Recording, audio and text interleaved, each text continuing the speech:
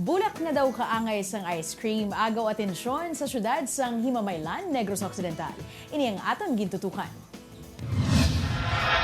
Dako ang kalipay sang plantita nga si Nanay Diday sang nakaagaw siya atensyon ang pinasahi nga bulak samtang nagapanghilamon sa kampo sa sitio Iling-Iling, Barangay Kabadjangan, syudad sang Himamaylan. Ang bulak may duag nga ube kag yellow, nagalapad sang 8 ka pulgada, isa katapak kag tunga ang kalabaon kag wala sang dahon.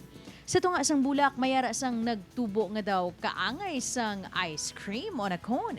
Dugay na nga nagapananom sa mga bulak si Nanay Diday kag bata sini nga si Roy.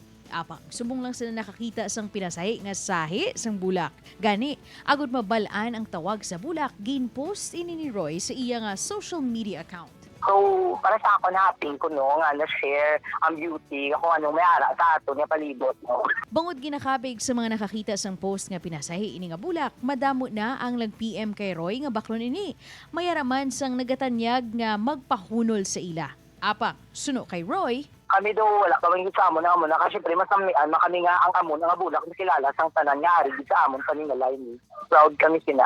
ang bulak nga nakita ni Nanay Diday kag Roy ang may scientific name nga Amorphophilus painophilus. Ukon mas kilala sa tawag nga ando, native ini sa Pilipinas kag masami nga nagatubo sa mga kahilamunan.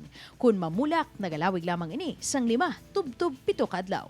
Upod kay Reynald Castillo, Daryl Manis, Sarmiento, One Western Visayas.